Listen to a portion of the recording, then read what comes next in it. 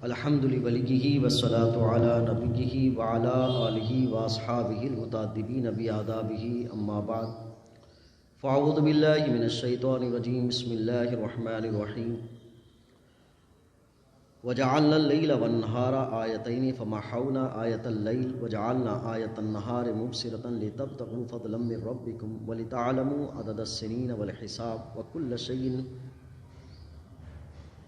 فضلہ تفضیلا صدق اللہ العظیم ان اللہ وملائکتہ یصلون علی النبی یا ایھا الذین آمنوا صلوا علیہ وسلموا تسلیما اللہم صل وسلم بارک علی محمد معدن الجود والکرم وآلہ وبارک وسلم صلاۃ و سلام علیک یا رسول اللہ صلی اللہ تعالی علیہ وسلم۔ معزز سامعین، خطبہ مسنونہ میں قرآن پاک کی ایک آیت کریمہ کی تلاوت کا شرف حاصل کیا۔ آج کی اس محفل میں اسی آیت کریمہ سے متعلق اسلامی معلومات سے آگاہی کی کوشش کی جائے گی۔ رب قدیر میری زبان پر کلمہ حق کو جاری فرمائے۔ اسلامی تعلیمات، جیسا کہ ہم ذکر کرتے ہیں کہ ہر طرح کی رہنمائی اسلام ہمیں ذکر کرتا ہے۔ قرآن پاک ایک رہنمائی کی جامع کتاب، دستاویزی کتاب ہے۔ ھدی للناس کا اعلان ہے کہ لوگوں کی سوچ، فکر، عمل کے دائرے کو صحیح طریقے پر رائج کر دیتی ہے۔ ھدی للمتقین وہ لوگ ہوتے ہیں جو اس صحیح راستے کو اپنا کر منزل تک پہنچنے کی کوشش کرتے ہیں۔ تو قرآن پاک کی رہنمائی تو سب کے لیے ہے۔ جب بھی ہم اسلامی باتیں شروع کرتے ہیں، جب سمجھنے اور سمجھانے کا ایک ارادہ ہوتا ہے، تو ایک احساس سے خصوصاً میں تو گزرتا ہوں کہ ہماری زندگی ہمیشہ 2-3 ماحول سے جڑی ہوئی ہوتی ہے، اور ہم اس سے پہلے کہ اچھا ماحول کیا ہے سمجھ لیں، ہماری زندگی عادی ہو جاتی ہے کسی بھی ماحول کو اچھا سمجھ کے چل لینے کی۔ ہمارے ارد گرد جو ماحول چلتا رہتا ہے ہم اس کو اپنا لیتے ہیں، پھر عمل کرنے لگ جاتے ہیں۔ پھر کسی جگہ ہمیں یہ بات پتہ چلتی ہے کہ یہ ماحول ٹھیک نہیں ہے، اب دوسرے ماحول کی طرف آنا چاہیے۔ یہ خصوصاً مسلمانوں کے ساتھ نہیں ہے بلکہ مکمل انسانیت کے ساتھ بھی ہو رہا ہے۔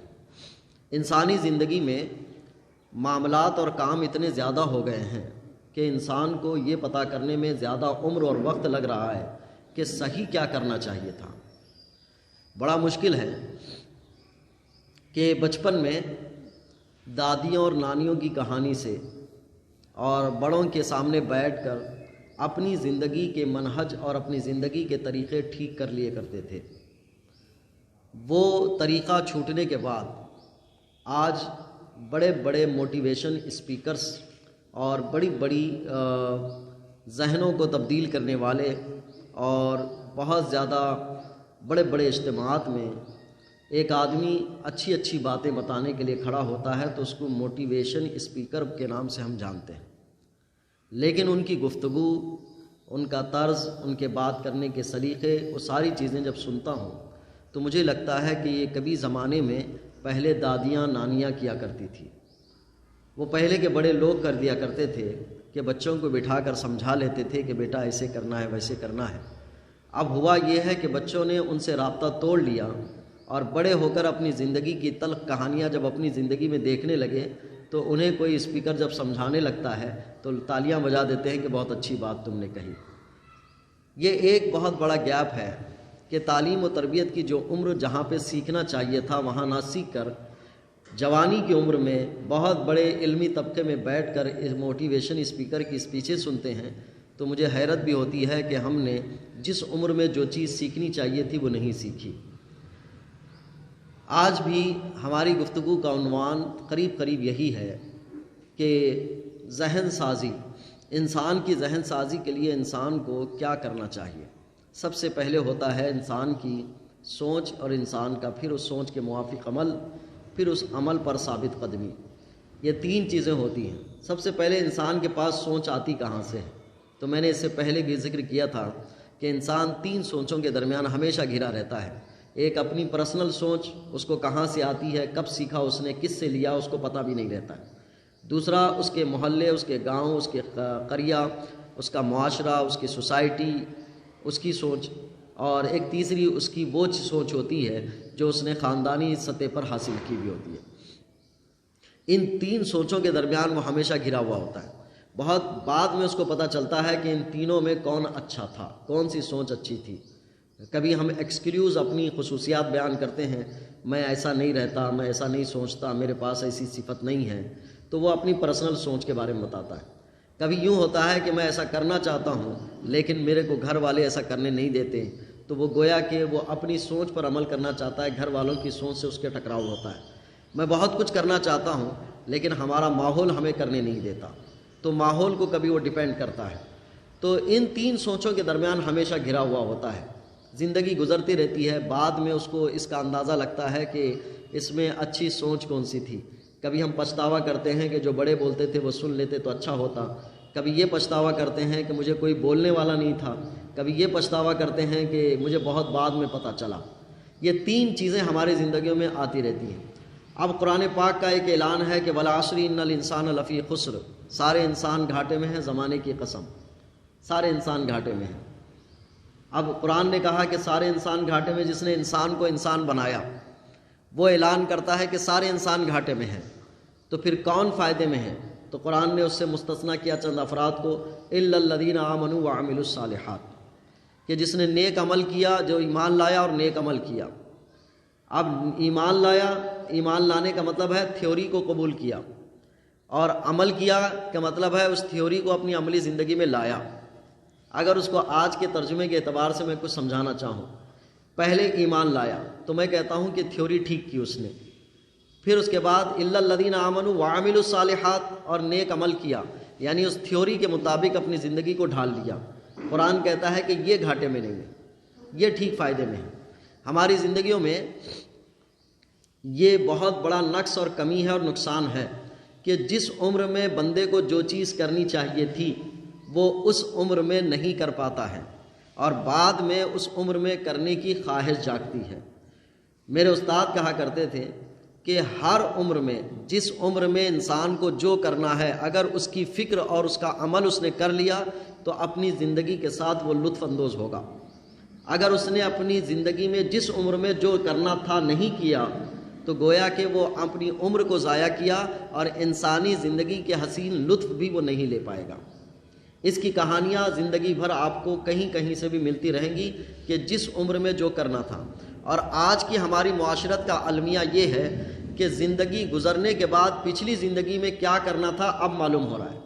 جیسے کبھی ہم نے تقریر کی اور یہ کہا کہ بندے کو شادی سے پہلے ان چیزوں کا خیال کرنا ہے، تو وہ کہتا ہے کہ بھئی شادی سے پہلے یہ بات معلوم ہوتی تو اچھا تھا، اب شادی کے بعد معلوم ہوا ہے تو یہ اچھا، یہ ہم دوبارہ لا نہیں سکتے. اسی طرح سے نماز پڑھنے کی عمر گزرتے رہتی ہے، نماز پڑھنا کیسے ہے وہ نہیں معلوم ہوتا ہے، بعد میں پتہ چلتا ہے. تو پھر جب اس کو آگاہ کیا جاتا ہے کہ نماز کے اندر کی یہ غلطیاں تمہاری نماز کو خراب کر سکتی ہیں، تو بندہ کہتا ہے اللہ معاف کرنے والا ہے، مجھے یہ پتہ نہیں تھا. ہر عمر میں، ہر وقت میں جو چیز اس کو کرنی تھی اگر وہ پتہ نہ چلی تو گویا کہ اس نے زندگی کے حسین لطف نہیں لیے. اب اس سے اندازہ ہم اور آپ کر سکتے ہیں کہ انسان کو کس عمر میں کیا کرنا چاہیے، کس زندگی کے کس لمحے میں کیا کرنا چاہیے. عربی کی ایک خصوصیات ہم نے پڑھی تھی کہ عربی کی خصوصیات میں یہ ہے کہ ان کے پاس الفاظ کا بڑا ذخیرہ ہے، بہت زیادہ الفاظ ہیں اس کے اندر، اور ایک ایک کیفیت کو بیان کرنے کے لیے لفظ ہیں عربی میں. جب بچہ ماں کے پیٹ میں رحم کی شکل میں اور اس مادہ منویہ کی شکل میں جاتا ہے تو اس کے لیے عربی میں ایک لفظ ہے. پھر اس کے بعد وہ جب 1 مہینہ گزار دیتا ہے تو اس کے لیے ایک لفظ ہے. 3 مہینے گزار دیتا ہے تو ایک لفظ ہے. پھر اس کے بعد اس کے 7 مہینے گزر جاتے ہیں تو عربی میں اس کے لیے ایک لفظ ہے. وہ لفظ بولتے ہی یہ پتہ چل جاتا ہے کہ اس کے اتنے مہینے ہوئے. ہمارے یہاں کسی بھی زبان میں سمجھانے کے لیے یہ بتانا پڑتا ہے کہ انہوں 7 مہینے کی پریگننٹ ہیں، لیکن عربی میں اتنا لفظ بیان کرنے کی ضرورت نہیں پڑتی. وہ ایک لفظ پتہ چلتا ہے کہ یہ 7 مہینے کی پریگننٹ ہے. عربی میں یہ خصوصیات ہے کہ اس میں لفظ کا بڑا ذخیرہ ہے. یہاں تک کہ 9 مہینے کا ہو جاتا ہے تو پھر اس کے لیے ایک لفظ ہے. جب پہلے دن پیدا ہوتا ہے تو اس کے لیے الگ لفظ ہے.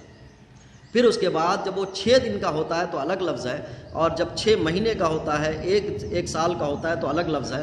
عمر کے حساب سے اس کے لیے الگ الگ لفظ ہے، اسے عمر کا پتہ چلتا ہے. اور اس کے ساتھ ساتھ اس کے احکامات بھی ہیں کہ اس عمر میں کیا کیا احکامات بنتے ہیں، اس کے لیے کیا کرنا ہے. جس طرح سے 9 مہینے پیٹ میں ماں اپنے بچے کو رکھتی ہے تو ڈاکٹر یہ بتاتا ہے کہ ایک مہینے میں آپ کو یہ کرنا ہے، اسی طرح زندگی کے لیے بھی پورے ٹائمنگ بنے ہوئے ہیں۔ اگر 7 مہینے 5 مہینے 4 مہینے میں وہ ٹریٹمنٹ نہ کریں جو ڈاکٹر کہتا ہے تو پھر اس بچے کے لیے نقصانات کے خدشے بھی ظاہر کیے جاتے ہیں کہ آپ نے ڈاکٹر کی تجاویز پر عمل نہیں کیا، اس مہینے میں یہ ٹریٹمنٹ چلنا چاہیے تھا۔ تو زندگی کے سارے کام وقت کے ساتھ باندھے ہوئے ہیں، اور وقت گزر جاتا ہے تو وقت گزرنے کے بعد آدمی پچھتاوے کے علاوہ کچھ نہیں کرتا۔ اس پوری زندگی کا بھی ایک خاکہ بنا ہوا ہے گھڑی کے کانٹوں کی طرح کہ کون سا کانٹا کب کہاں آنا ہے۔ اگر اس وقت نہ اس جگہ پر نہ آئے، مان لیں کہ 40 سال تک بھی زندگی کے کانٹے چلتے چلتے رک جاتے ہیں تو کہتے ہیں کہ اس کی زندگی کا کانٹا یہیں رک گیا تو اس کی زندگی بھی ختم ہو گئی۔ زندگی باندھے ہوئے وقت کے ساتھ ہے۔ اب اس وقت کو کیسے استعمال کرنا ہے، اسلام نے اس کا ضابطہ بیان کیا، طریقے بیان کیے۔ شاید ہم میں سے اب تک جن کی عمر گزر چکی ہے 40 سال 50 سال، وہ آپ کہیں گے کہ اب اگر ہمیں معلوم ہوتا ہے کہ وقت کیسے گزارنا ہے تو بڑا المیہ ہے ہمارے لیے کہ ہم بہت دنوں کے بعد معلوم کر رہے ہیں۔ جو موٹیویشن اسپیکر ہوتے ہیں وہ تعلیم حاصل کیے ہوئے ہوتے ہیں اور وہ سماج کو پڑھے ہوئے ہوتے ہیں، سوسائٹی کو دیکھے ہوئے ہوتے ہیں، لوگوں کی تھیوری کو پتہ کیے ہوئے ہوتے ہیں، لوگوں کی عملی کنڈیشن کو جانتے ہیں۔ پھر اس کے بعد وہ سوچتے ہیں کہ یہ علمی اعتبار سے ان کی زندگی نہیں گزر رہی ہے تو وہ اس کی طرف رہنمائی کرتے ہیں۔ آج کے انسان کے لیے سب سے بڑے نقصان کی چیز یہ ہے کہ وہ کسی ایک تھیوری کسی ایک تھاٹ پر عمل کرنے کے بجائے مفادات کے لیے جہاں سے جیسا تھاٹ مل رہا ہے وہ ہر لمحے کے لیے الگ الگ استعمال کر رہا ہے۔ آج کی گفتگو میں یہ ہے کہ انسان کے لیے وقت کیا معنی رکھتا ہے، کیا ہے وقت انسان کے لیے۔ بہت سارے لوگ کہتے ہیں کہ وقت بہت قیمتی چیز ہے، لیکن کتنی قیمتی چیز ہے وہ کیسے بتا سکتا ہے، کیسے ایکسپلین کر سکتا ہے کہ وقت بہت قیمتی چیز ہے۔ ہماری سوسائٹی میں بہت سارے لوگوں کے لیے وقت بہت قیمتی ہے، ٹائم نہیں ہے، صبح سے لے کر شام تک کا شیڈول ٹائٹ ہے۔ گھر والوں کی خود زبانی ہے کہ ہمارے گھر میں ہمارے شوہر آتے نہیں صاحب، ان کو تو ٹائم ہی نہیں ہے، وہ ضمانت دیتے ہیں سند دیتے ہیں، بچے بھی کہتے ہیں ہمارے ابو کے پاس پپا کے پاس ٹائم نہیں ہے، وہ مہینے میں 1 مرتبہ ہمیں گھمانے لے جاتے ہیں، بس اتنا ہی ٹائم ہے ان کے پاس۔ بعض کے پاس اتنا وقت ہے کہ وقت ہی وقت ہے، وقت کدھر جا رہا ہے کدھر خرچ کرنا ہے انہیں پتہ بھی نہیں، وہ ہر طرح کی چیزیں کر کے گزارتے ہیں، دن ہی نہیں نکل رہا ہے ان کا، ان کے پاس فری ٹائم۔ تو ٹائم کسی کے لیے بہت زیادہ قیمتی اور ٹائم کسی کے لیے بہت زیادہ بے معنی، کوئی قیمت نہیں ہے۔ ایک دیہاتی والی زندگی ہم دیکھتے ہیں تو دیہاتی لوگوں کی زندگی میں کتنا کام ہوتا ہے، جو کھیتی کرتا ہے وہ کھیتی، جو جانور چراتا ہے وہ جانور چراتا ہے، عورتیں پکاتی ہیں تو پکاتی ہیں، پھر اس کے بعد ان کی زندگی کا کوئی شیڈول نہیں ہے، بس 2-4 کام اپنی زندگی کے خاص رکھے ہوئے ہیں۔ ایک کسان دن بھر سورج کے نکلنے سے لے کر سورج کے غروب ہونے تک کھیت میں وقت گزارتا ہے، پھر اس کے بعد شام ہوتی ہے تو پھر اس کے بعد روز سونے کے علاوہ کوئی کام نہیں ہوتا، یہ اس کی زندگی کا کل شیڈول ہے۔ اسی طرح سے ایک شہر میں کام کرنے والے کی زندگی بھی 2 حصوں میں تقسیم ہے، بلکہ اس کو کئی شکلوں میں ہم بیان کر سکتے ہیں۔ ایک کے پاس بالکل فری وقت ہے اور ایک کے پاس بالکل ہی وقت ہی نہیں ہے، اتنا وقت نہیں ہے کہ اس کو یہ بھی پتہ کرنے کا وقت نہیں کہ میں کیا ہوں، میں ہوں کہ نہیں ہوں، اسے خود اپنے بارے میں پتہ نہیں ہے کہ میں کیا ہوں۔ اب اس زاویے سے ہم اور آپ دیکھیں ایک مسلمان کی زندگی کس انداز سے ہونی چاہیے۔ اگر میں کہوں تو اس معاملے میں بھی وہی چیز میں ہوتی ہے کہ مسلمان اسلام کا کلمہ پڑھنے کے بعد بھی وہ زندگی کو کسی نہ کسی کا سامنے آئیڈیل بنا کر گزارتا ہے۔ وقت کو کیسے گزاریں اسلام نے بیان کیا، کہا دن اور رات بنائے ہم نے، قرآن کا یہ اعلان ہے، ہم نے رات اور دن کو 2 نشانیاں بنایا کہ رات کی نشانی مٹی ہوئی ہے، اس میں چھپانے کی چیزیں موجود ہیں، اور دن کی نشانی دکھانے والی ہے۔ اللہ نے رات کو نشانی بنایا، دن کو بھی نشانی بنایا، اور اپنے رب کا فضل تلاش کرو اور برسوں کی گنتی اور حساب جانو، ہم نے ہر چیز خوب جدا جدا ظاہر کر دی ہے۔ اب یہ کائنات کو بنانے والے کی طرف سے اعلان ہے کہ رات اور دن ہم نے اس لیے بنائے ہیں ٹائمنگ کے حساب سے، ان کو آپ کیسے یوٹیلائز کر سکتے ہیں، کیسے استعمال کر سکتے ہیں۔ قرآن نے یہ ضابطہ بیان کیا۔ نبی کریم صلی اللہ علیہ وسلم کی بارگاہ میں کچھ صحابہ آئے تھے، عرض گزار ہوئے، پوچھنے لگے حضرت عائشہ صدیقہ رضی اللہ تعالیٰ عنہا سے، حضور کے معاملات کیا ہیں، دن میں کیسے حضور کی مصروفیت رہتی ہے وہ ہمیں تو دکھائی دیتا ہے، ہمیں دیکھتے رہتے ہیں حضور کے معاملات کیا ہیں، رات میں حضور کے معاملات کیا ہیں۔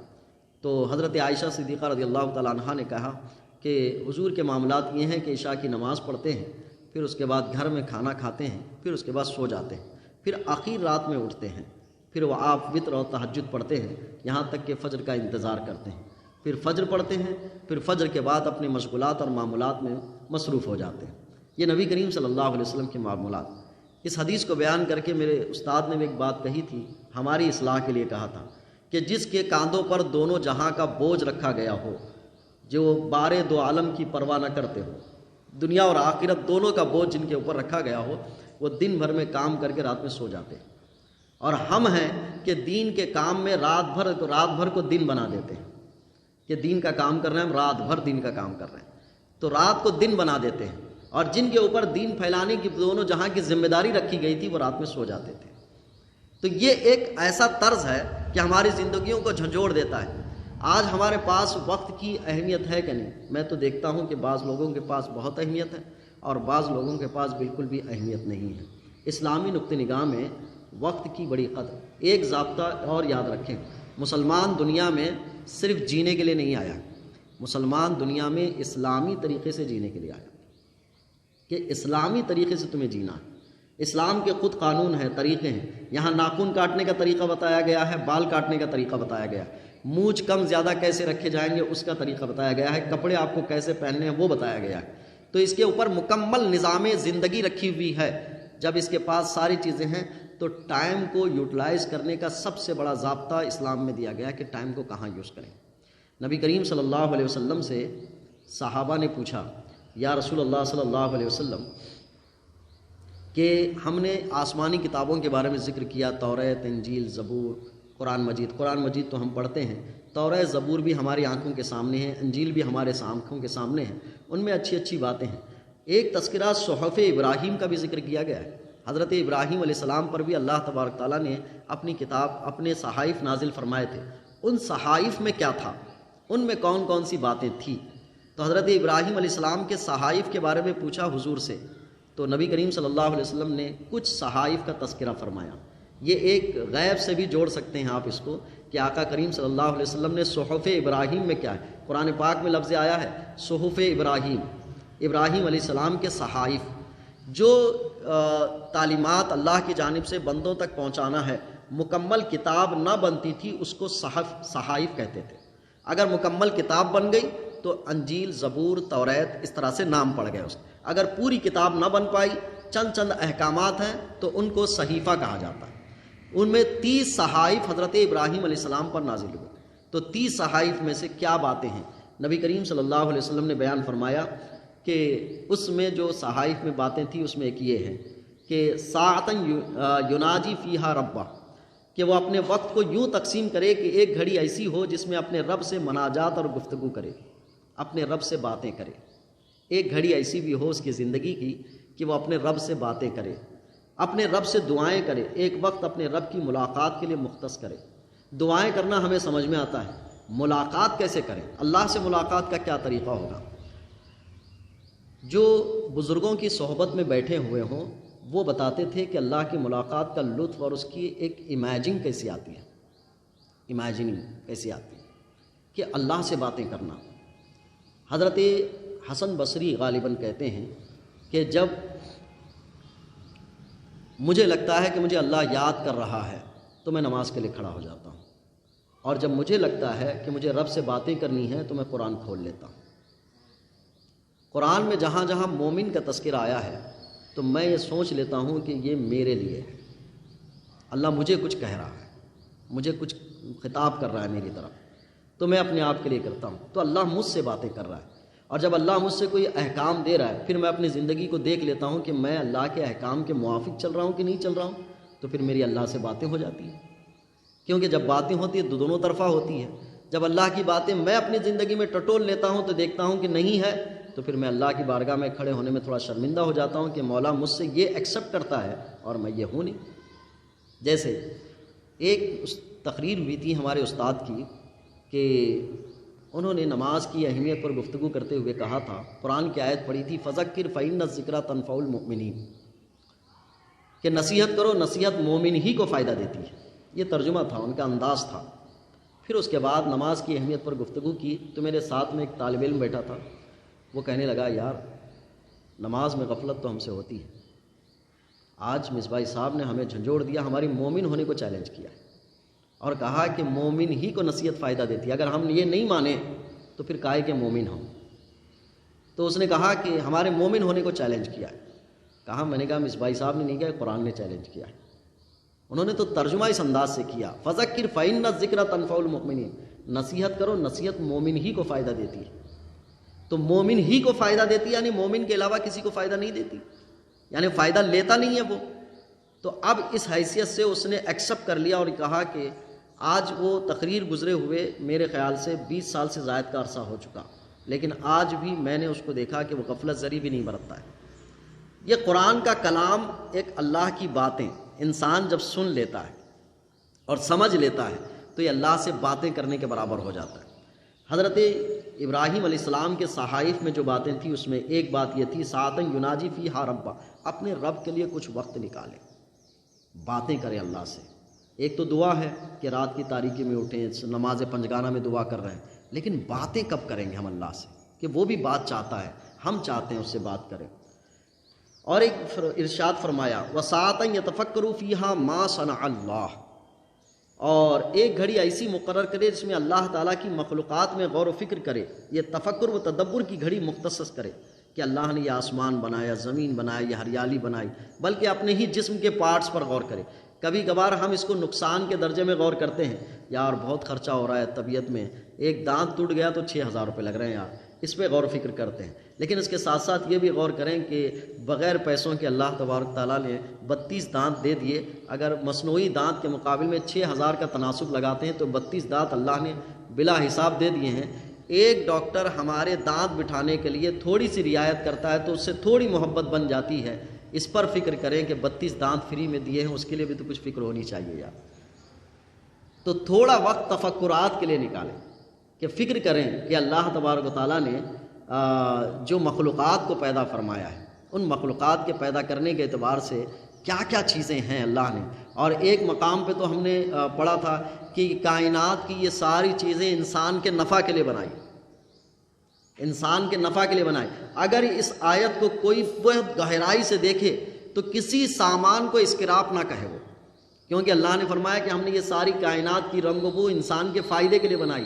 تو ایک زمانہ تھا کہ اسکراپ کو اسکراپ کہہ کے پھینک دیتے تھے، آج سب سے بڑا کاروبار اسکراپ کا ہے، کیونکہ جس کے ذہن میں یہ آیت ہوگی، جب اللہ نے فرمایا کہ ساری کائنات کی چیزیں ہم نے تمہارے فائدے کے لیے بنائی، انسان کے فائدے کے لیے دیکھے تو چیز کیا کیا ہے، بہت ساری چیزیں اگر غور کریں گے تو ملیں گی۔ رنگ، جو رنگ ہوتا ہے، یہ رنگ بھی انسان کے فائدے کے لیے ہے۔ آج تو میں دیکھتا ہوں، ہمارے ایاز بھائی اس کی تصدیق بھی کریں گے کہ رنگوں کی کہانی کیا ہوتی ہے، یہ رنگ کتنے آدمی کو خوشنما بنا کے انسان کی زندگی میں رنگینی کیسے لاتے ہیں۔ قرآن پاک میں اللہ نے ارشاد فرمایا، صبغۃ اللہ ومن احسن من اللہ صبغہ، اللہ کی رنگینی، رنگنی، اور اللہ کی رنگنی سے کون سی بہتر رنگنی ہے؟ صبغۃ اللہ ومن احسن من اللہ صبغہ، کہ رنگوں کی بھی کہانی ہے، غور و فکر کریں اس پہ۔ تو جب ان چیزوں پہ غور و فکر کرتے ہیں، وہ قوس و قزح دکھتا ہے تو کتنا اچھا لگتا ہے، آسمان پہ جب قوس و قزح کی کہانی آتی ہے، کمان کی شکل میں بنا ہوتا ہے، تو ہم کتنا اس کا لطف لیتے ہیں کہ ایک رنگینی کی کہانی۔ یہ غور و فکر کرنے کے لیے بھی تھوڑا وقت نکالیں، یہ وقت کی چیزوں میں سے ہے۔ اور ایک گھڑی، ساعتن یخلو فیہا بحظ نفسہ من الحلال، کہتے ہیں کہ ایک گھڑی حلال و طیب چیزوں سے لطف اندوز ہونے کے لیے بھی نکالیں، حلال اور جائز چیزوں سے لطف اندوز ہونے کے لیے۔ یہ صحائف ابراہیم میں لکھا ہوا تھا۔ یہ چند باتیں اور بھی ہیں، میں ان چیزوں کو اگر تفصیل سے بیان کروں تو بہت زیادہ وقت گزرے گا۔ اسلام کی نگاہ میں وقت ایک بہت بڑی قیمتی شے ہے۔ پوری عبادات کو وقت کے ساتھ قید کر دیا گیا، نہ وقت سے پہلے کریں گے آپ، نہ وقت کے بعد۔ نماز کو وقت سے پہلے ادا نہیں کر سکتے، روزے کو وقت سے پہلے شروع نہیں کر سکتے، وقت سے پہلے ختم نہیں کر سکتے۔ وقت کی بڑی اہمیت ہے۔ آپ نماز ہو، روزہ ہو، زکوٰۃ بھی، ایک سال کو اگر مکمل ہونے میں ایک دن بھی باقی ہے، اللہ نے فرمایا کہ ہم اس کو فرض نہیں قرار دیتے، ایک سال مکمل اس کے اوپر گزرنا چاہیے کہ جس نے مال کو محفوظ کر لیا ہے تو وہ محفوظ ہو۔ اب ان چیزوں کو آپ تفصیلات سے پڑھیں گے تو آپ کو بہت جگہ پہ لگے گا، لیکن ایک مسلمان کی زندگی اتنی انسٹیبل ہے، ان بیلنس ہے، وقت کی کہیں کہیں پہ تو اچھے لوگ قدر نہ کرتے ہوئے نظر آتے ہیں۔ ان میں ایک چیز یہ ہے کہ میچ بہت شوق سے دیکھتے ہیں ہمارے یہاں، کرکٹ کو اتنا شوق سے دیکھتے ہیں کہ اچھے اچھے کاروباری، اچھے اچھے بزنس مین اور اچھے اچھے پڑھے لکھے لوگ جب کوئی میچ آتا ہے تو اس کو لے کے ایسے بیٹھتے ہیں کہ ایک بال بھی مس نہ ہو، وتھ ایکشن کے پورا دیکھیں گے۔ ان کو دیکھنے کے بعد لگتا ہے کہ وقت کی قدر ہے کہ نہیں ہے اس کے پاس۔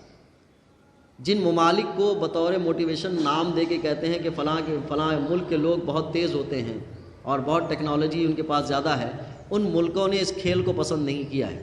پہلے یہ کھیل 5 دن کا چلتا تھا، پھر 1 دن کا ہوا، پھر اس کے بعد 2020 کے نام سے آیا۔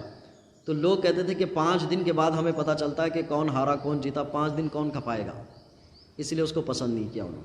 پھر 1 دن کے بعد رزلٹ آتا ہے کہ پورا انہوں نے ایسے کھیلوں کو پسند کیا جس میں 1 گھنٹہ 1.5 گھنٹے میں رزلٹ آتا ہو، پھر اس کو اس نارج میں لایا گیا۔ لیکن ہمارے ملک کی کہانی ہے کہ کرکٹ کو اتنا شوق سے دیکھتے ہیں، انہیں بھی پتہ ہے کہ ان کے پاس ٹائم ہی ٹائم ہے، ان کے پاس اتنا ٹائم ہے کہ یہ کاروبار چھوڑ دیں گے اور لگے رہیں گے کرکٹ پہ۔ کتنے دکانداروں کو ایسے میں نے ملاحظہ کیا، گراہک آ کے کھڑا ہوا ہے، یہ لگے ہوئے ہیں کرکٹ پہ، تو ٹائم ہی ٹائم ہے ان کے پاس، بلکہ اچھے کاموں میں سے ٹائم نکال کے لگایا ہوا ہے۔ کرکٹ، فلمیں دیکھنے کا رجحان اس ملک میں جتنا ہے، دوسرے ملکوں میں اتنا کراؤڈ نہیں کہ فلموں کو ایسے انداز میں دیکھا جائے۔ وہ اپنی زندگی کے ضروری کاموں سے فارغ ہو کر ایک وقت جو نکالتے ہیں شاید اس میں دیکھتے ہیں۔ وہ دیکھنا نہیں دیکھنا جائز ہے ناجائز ہے ایک الگ مسئلہ ہے، میں صرف وقت کی اہمیت پہ بات کر رہا ہوں کہ وہ اس میں لگاتے ہیں، اس کو دیکھتے ہیں۔ ہمارے پاس یہ ہے، جنون ہوتا ہے، فرسٹ شو، آپ کا جو ہے فرسٹ ریلیز فرسٹ شو دیکھیں گے، یعنی پورے کاموں کو نکال کے اسی ٹائم پہ جا کے دیکھیں گے۔ کتنی اہمیت دی جا رہی ہے اس کو، تو اس کو دیکھنے میں لگا دیتے ہیں۔ اور گیمز جو بچوں کے اندر رائج کر دیا گیا، اس میں کتنا ٹائم صرف ہوتا ہے، کتنا وقت لگتا ہے۔ اس سے اسکولوں پہ کیا فرق پڑتا ہے معلوم ہے؟ جو بچے کی تعلیم پہ فرق پڑتا ہے۔ اللہ تبارک تعالیٰ نے انسان کو جو ذہن دیا ہے روزانہ، وہ ایک مقدار تک استعمال کرنے کے لیے دیا ہے۔ اگر اس مقدار سے آج کے دن میں آپ ایکسٹرا کر لیے تو کل کو یہ ذہن کا جو ایکسٹرا ہوا ہے آپ کو اس کا بھرپایا، اس کا قرض واپس کرنا پڑے گا۔ جیسے کوئی آدمی رات دیر تک جاگا تو دن میں خوش طبع ہو کر وہ کام نہیں کر سکتا، کیونکہ رات کا جو اس کا قرضہ ہے اس کو دن میں پورا کرے بغیر وہ کام میں دل نہیں لگتا۔ اسی طرح سے دماغ کی ایک کیفیت ہے، اگر گیم میں بچے نے دماغ کو خرچ کر دیا یا دوسرے کام میں خرچ کر دیا تو پڑھائی میں وہ دماغ نہیں لگا پائے گا۔ آج ہماری کہانی یہ ہے کہ بچوں کو اسکول کے بعد فوراً گھروں میں لا کے موبائل دیتے ہیں، وہ گیم کھیل رہے ہیں، کارٹون دیکھ رہے ہیں، فلاں دیکھ رہے ہیں، ان کی دماغ کی میموری تھوڑی سی یوز ہو گئی۔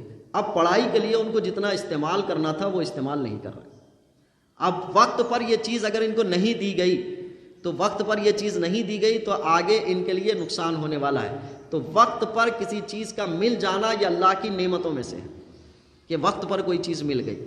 اب ان کو ہم نے لگا دیا، اور اسی میں سے ہے ہمارے رات کے جاگنے کی کہانی جو مختلف شکلوں میں ہے۔ بہت تکلیف ہوتی ہے مسلم سوسائٹی کے پاس، ایسا لگتا ہے کہ رات کے لیے قانون کوئی چیز نہیں ہے، رات ان کی ہے۔ رات کے لیے بھی قانون ہے اسلام میں کہ رات کیسے گزاری جائے گی، تو رات کے لیے بھی قانون ہے، لیکن ہمارے پاس یہ ہے کہ رات جیسے لگتا ہے کہ ہماری ہے۔ ہماری سوسائٹی میں ڈھابوں کا وجود اور ڈھابوں میں رات جاگنے کا وجود، اسی طرح سے شادیوں کا طریقہ، جو رات دیر گئے تک شادیاں پوری ہوتی ہیں، 2 بجے تک، 3 بجے تک۔ میں نے کبھی اس کا غور سے مطالعہ کیا تو مجھے لگا یہ نوابوں کے شہر سے آیا ہوا قانون ہے، نوابوں کے شہر سے آیا ہوا ہے جو رات جاگے جاتے ہیں۔ اس کے اثرات کیا ہوتے ہیں؟ جو لوگ نوکری کرتے ہیں، جو کام کاج کرتے ہیں، دن ان کا متاثر ہوتا ہے اس میں رات جگنے سے، اور خصوصاً جو بچوں کو جگایا جاتا ہے، بچے کلاس میں آ کے بیٹھتے ہیں تو وہ سست رہتے ہیں، زبردستی ماں نے اٹھا کے بھیج دیا اس کو جا اسکول میں، اور ماں اٹھا کے اس کو بھیج دیتی ہے، خوش ہو جاتی ہے کیونکہ وہ رات جگی ہوئی ہے۔ جب وہ ماں پر رات میں جاگنے کا اثر اس کے اوپر ہو رہا ہے تو بچوں پر بھی ہو رہا ہے، اور وہ بچے جب کلاس میں جاتے ہیں تو سست پڑے ہوئے ہوتے ہیں، ان کا دل نہیں لگتا رہتا ہے، اور ٹیچر اوپر سے اس کو کہتے ہیں کدھر دھیان ہے تمہارا، کہاں پڑھ رہے ہو، کیا کر رہے ہو۔ تو ایک رات کی دعوت میں جاگنا اس کا دن میں کام کو متاثر کرتا ہے۔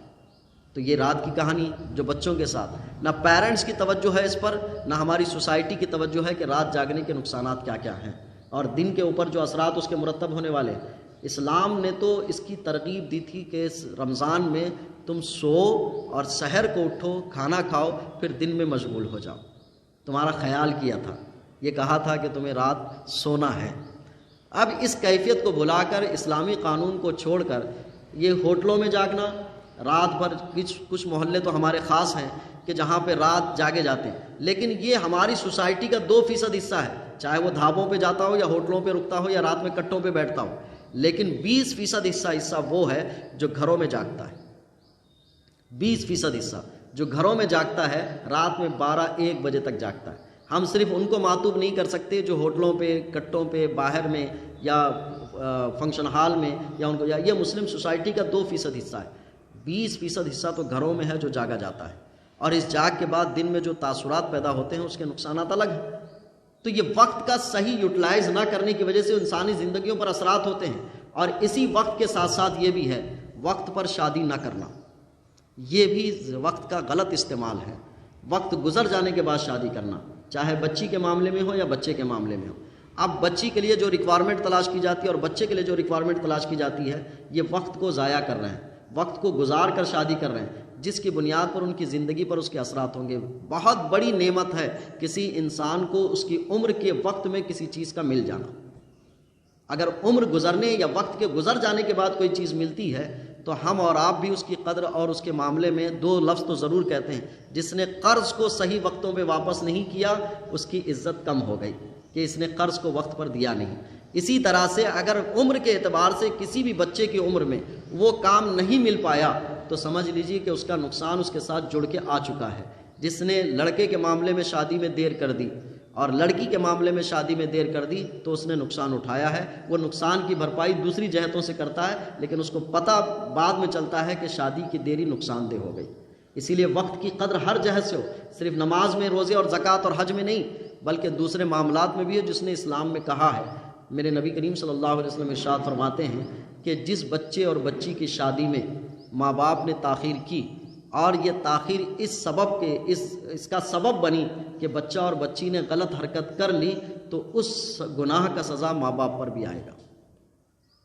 یہ حصہ ادھر بھی جاتا ہے۔ وقت کی تعلیم کے معاملے میں جو پڑھائی کے لیے جتنا وقت دینا تھا، ہم پڑھائی کے لیے اتنا وقت نہیں دیتے۔ آج مسلم سوسائٹی میں 3 چیز کی کوالٹی پر بہت اعتماد ہے۔ ایک، پہننے پر کوئی کمپرومائز نہیں کرتے ہمارے پاس۔ کیا ہے کہ پہننے کے معاملے میں اچھے سے اچھا شو روم، اچھی سے اچھی کوالٹی اور اچھا سے اچھا معیار۔ کھانے میں کوئی کمپرومائز نہیں کرتے، اس لیے کہ کھانے کی کوئی سے کوئی کوالٹی، اگر یہاں کی کوالٹیاں پوری ختم ہو گئی تو بس و کلیان ہے۔ وہاں کی کوالٹی پر اعتماد کیا جاتا ہے، کھانے پر، پھر اس کے ساتھ ساتھ رہنے اور رہائش پر۔ یہ ان کی ایک اپنی کوالٹی ہے، اس کوالٹی پر کوئی کمپرومائز نہیں ہوتا۔ لیکن انسان کے خود کے بننے کے معاملے میں بہت ساری چیزوں پر کمپرومائز کر لیا جاتا ہے۔ یعنی وہ سچا کیسے بنے گا، وہ اس کے اوپر کوئی مسئلہ نہیں، ایماندار کیسے بنے گا اس پر کوئی مسئلہ نہیں، آنے والی نسلوں میں تعلیم کیسے آئے گی اس پر چل جاتا ہے۔ شادیاں ہیں، رسمیں ہیں، رواج ہیں، نیازیں ہیں، کیا کیا چیزیں ہمارے ساتھ ایک ایکسیسریز کے طور پر نہیں جڑ گئی ہیں کہ جس کو ہم نے اپنے اوپر لاگو نہیں کر لیا۔ کیا ہم وقت کا صحیح استعمال کر رہے ہیں؟ جس کے پاس وقت کا صحیح استعمال نہیں، اس کی زندگی میں پچھتاوے کافی آنے والے۔ اسی لیے قدر کرنی چاہیے کہ آج ہمیں اپنی اولاد، اپنی نسلوں پہ غور کرنا چاہیے کہ اس عمر میں بچے کو کیا دینا ہے۔ اور اسی کہانیوں میں سے ایک چیز یہ ہے کہ جیسے کہا جاتا ہے کہ بچپن کی عمر میں بچوں کے پیروں کو مضبوط کیا جانا چاہیے، اور جوانی کی عمر میں اس کے اعضاء یعنی ہاتھ، مزدوری کا کام اس کے ہاتھ میں دینا چاہیے، اور جب 40 سال کی عمر ہو جائے تو دماغ کو مضبوط کرنا چاہیے۔ یہ چیزیں انسانی تخلیق کے ساتھ ہیں، لیکن اگر بچپن میں موبائل کے ذریعے سے بچوں کی ذہنی کوشش پوری کرا دی جائے تو وہ جوانی میں بوڑھا ہو جائے گا۔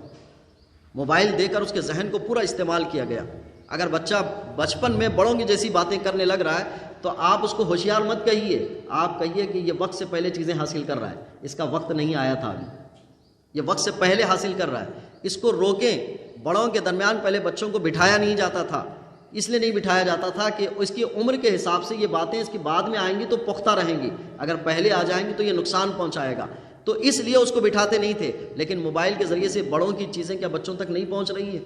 تو وہ پہلے ہی چیز پہنچ رہی ہے۔ وقت کا کدھر سے بھی استعمال ہو، وقت سے پہلے کسی کو حاصل کیا جائے تو وہ بھی نقصان دہ ہے، وقت کے بعد حاصل کیا جائے تو وہ بھی نقصان دہ ہے۔ اسلام میں وقت کی بڑی اہمیت کو بتایا گیا ہے۔ اگر سورہ عصر پڑھتے ہیں تو کہا والعصر، زمانے کی قسم، ان الانسان لفی خسر، سارے انسان گھاٹے میں، الا الذین آمنوا وعملوا الصالحات، نیک عمل کرے، ایمان لے آئے، تو وہی اس نے ٹھیک ٹھاک انداز میں اپنی زندگی گزاری۔ اور ایک حدیث میں جو حضور نے فرمایا کل قیامت میں بندے سے جن چیزوں کے بارے میں سوال ہوگا ان میں سے ایک یہ ہے کہ تمہیں عمر دی کہاں گزاری، یہ سوال ہوگا۔ جس طرح سے ایک کمپنی والا 1.5 GB روزانہ موبائل میں دیتا ہے تو رات کے 12 بجے بتا دیتا ہے کہ یہ 1.5 GB کہاں کہاں گزاری، کہاں کہاں خرچ کی، وہ پورا بتا دیتا ہے۔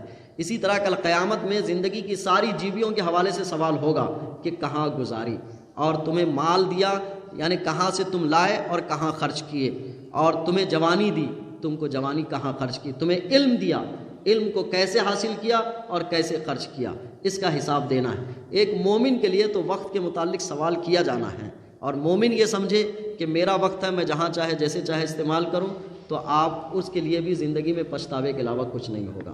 اسی لیے اپنے آنے والی نسلوں کے لیے وقت کی اہمیت کو بتائیں، اور وقت کی اہمیت ہمارے معاملات میں بھی بہت زیادہ ہے، شاید یہاں کی مٹی میں ہے، وہ یہ کہ کہیں پر بھی وقت کی قدر اس حیثیت سے بھی نہیں ہوتی ہے، جو زبان دی جاتی ہے اس کو ادا نہیں کیا جاتا ہے۔